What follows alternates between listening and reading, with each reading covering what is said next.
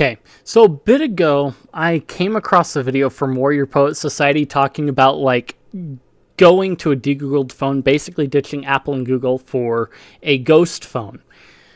Basically, this is just if you don't want to go through the trouble of setting up GrapheneOS yourself and figuring out what apps to install, this is a company that'll do it for you. And this, you can honestly, if you have the know-how, do it yourself. So you've got stock Graphene on here, of course. You've got the Graphene App Store, the Auditor app, the Calculator app, the Camera app, the Clock app, Contacts, Files for your file manager, Gallery, Messaging, PDF Viewer, Phone, Settings, and Vanadium. So you've got your web browser, you've got your calling, you've got a PDF Viewer, which is their secure PDF viewer, which you can get on the Play Store. Default stock AOSP messaging app. They recommend QKSMS, which is now Quick. Is the updated kind of one that's a fork of QKSMS that kind of took over. Galleries, files, browsing stuff, contacts, of course, clock, camera. They recommend going with like Open Camera or something else. So secure camera from GrapheneOS isn't actually half bad. They're trying to keep parity with Google Pixel's camera features. And the last time I looked at it, it was pretty good.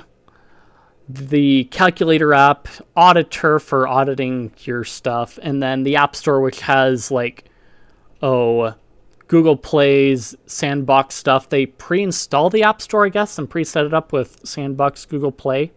Or wait, no. You can install Sandbox Google Play from there. This is the GrapheneOS App Store with like the 10 apps that they have set up for you. Vanadium obviously is the fork of Chromium. But they pre-install a bunch of F-Droid apps for you from the get-go, to include Aurora Store, let's see, F-Droid. Those are going to be your software repository ones, obviously, if you don't know. I think that's most of the App Store type stuff. Zorin Connect is listed in here, so you can connect it to your Zorin OS if you want to. They include it by default for whatever reason. It adds convenience. At the same time, it's another connection, but it's supposed to be more private and let you hook it up to your everything.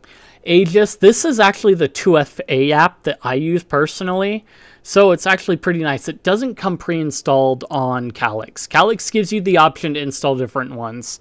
This GrapheneOS doesn't really give you anything from the get-go setup. And yeah, AntennaPod for podcast stuff. I have this one installed. Brave for your mobile browsing. The most private and secure browser available. It's pretty private out of the box. It's pretty easy to set up. If you want a decent private experience out of the box, being the most private, not necessarily. There are other options if you're willing to tweak and mess with plugins or extensions. Fossify Calendar, I'm not sure how much I like that one. I haven't used it that much. I've kind of tended toward the eTAR forks. CollaboraOffice, again, yeah, that's the thing. DavX5, so what this lets you do is sync up your calendar and contacts with your own server and notes. This kind of pairs with Nextcloud really well because Nextcloud can hook into it and sync up your calendar on Nextcloud. So if you have your own Nextcloud server set up, then you can pretty seamlessly set up DavX5 for an easy go-to. You just go into the Nextcloud app, calendar, go into like settings or whatever, calendar, and it'll sync up. I couldn't think of how to do it off the top of my head, but yeah. FF Updater is for updating browsers and stuff. Okay. Basically, I guess another app store you could think. Entei Photos, Entei Auth for another two-factor authentication. They have a lot of redundancy in here for whatever reason, rather than like narrowing it down. Let's double check.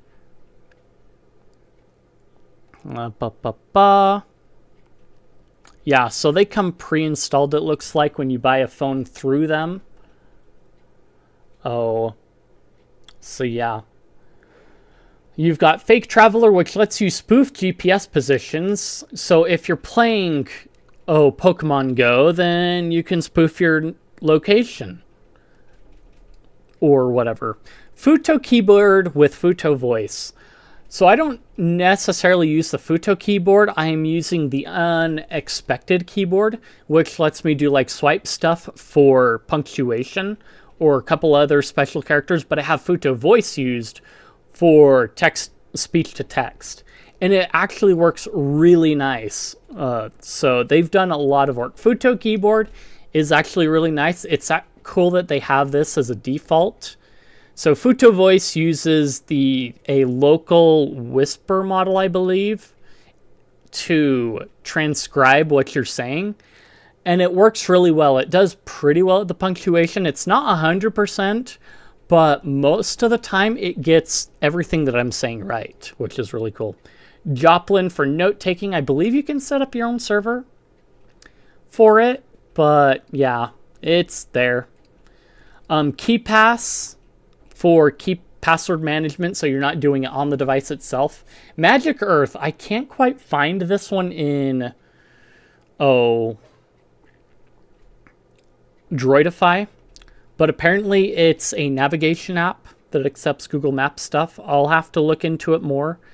But on the topic of navigation, OSM and Plus, this is one that I've downloaded before, but I tend toward organic maps for something like this, and organic maps just looks a little bit nicer, but it's halfway a fork of it, and it has, I think, a few more features in it than OSM and, like for hiking and things like that, if you want more outdoorsy stuff, but you want to have it in one place. Let me see if I can pull it up. Yeah, OSM and is mostly street maps. And then we can go back to it. OSMin, yeah. So you've got that offline maps. Let's see. Yeah, so this is for hiking. It feels like that these two could be replaced with organic maps and you'd have their same functionality into one. Proton Mail, if that's your thing. Let's double check if there's any more. Oh, yeah. Breezy Weather. This is actually really nice because Breezy Weather, if you install Gadget Bridge, will interface with Gadget Bridge and let you check the weather on your Pine Time or whatever watch you happen to be using. Breezy Weather is a provider for the weather APIs, basically. Fossify Music Player is what they include. Did they include the default music client up here? I don't think so, but yeah. Molvad VPN, if you're a Molvad subscriber, why you have to include that, I don't necessarily know why, but it's there if that's your thing. You've got other options that are free, like RiseUp VPN that, Calyx lets you install from the get-go. Let's see, you've got RiseUp VPN. You've got the Calyx VPN that you could install, but they include Molvad VPN because Molvad is a service that a lot of people are familiar with, I guess. Brave New Pipe, so lets you watch videos through Brave or whatever. Again, GrayJ could be put in place of here. You do use the Futo keyboard, so GrayJ is a really good alternative because it does YouTube, Rumble, and everything else on the planet in one app, which I've used quite heavily. So I can't complain, and it's gotten better at searching for creators channels too. See, I've talked about that. Fossify Notes, again, another redundant note-taking app. There's a lot of redundancy in here. You can see Quick is here as well on top of it. It's hard to uninstall the default messaging app, but it's nice that you have a more functional one. And Quick has actually improved a lot of things for like voice messages in it. So that's really cool. Well, there's Proton VPN. And then here's your Proton Drive and your Proton Mail for all your Proton features. But yeah. Anyway, Quick has gotten a lot better and a lot nicer with the features that it allows now. So Radio Droid for accessing radio stations from anywhere in the world. iHeartRadio basically, but for free. Rust Desk, remote access from your computer. Redundancy again. Now there's a whole host of redundant messaging apps from Session that doesn't take any user information. Signal. Session is a fork of Signal, and it has veered very far off from what Signal's interface is. But it does, in essence, the same thing, but Signal may be more palatable to people because it's easier to get set up somewhat. You've got Telegram FOSS. Telegram has its own issues with, end-to-end encryption and stuff, but yeah. The Life, that's a Bible app, if that's your thing. I thought there was another one that they included in here, but yeah.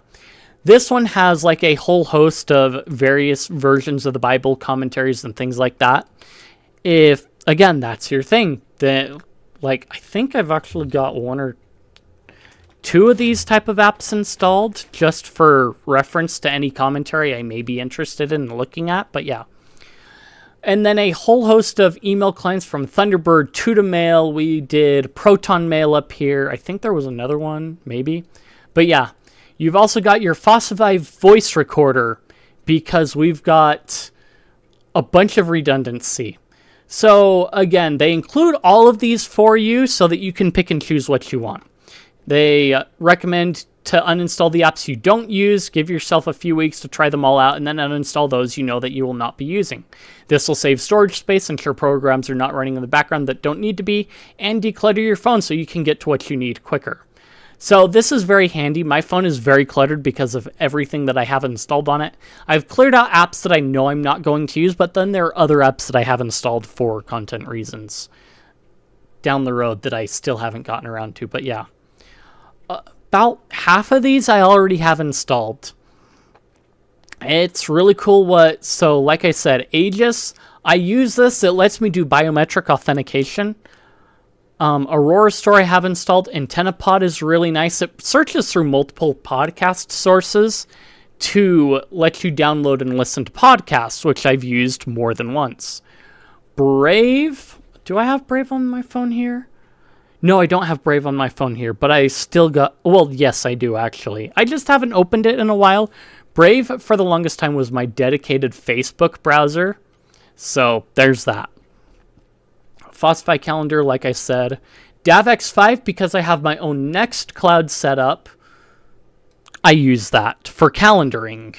It's kind of how the family keeps track of things. Futo Voice, like I said, I really like it for its voice features. So there are a lot of things in here that I like, a lot of things in here that are basically upstream of what I do use, or they're forks of what I already use. So if I go to, like, again, organic maps. OpenStreetMaps isn't perfect, although there's some that I'd like to see how they work. So if I were to search this one up,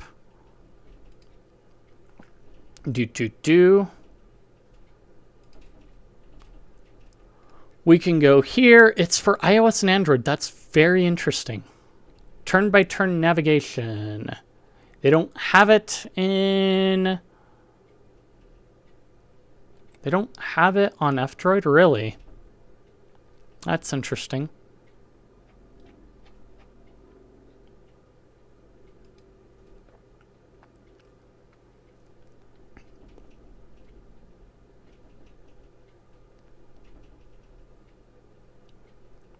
So, open map view, what have you, navigate, show weather, save location, send location. So I guess it's pretty featureful.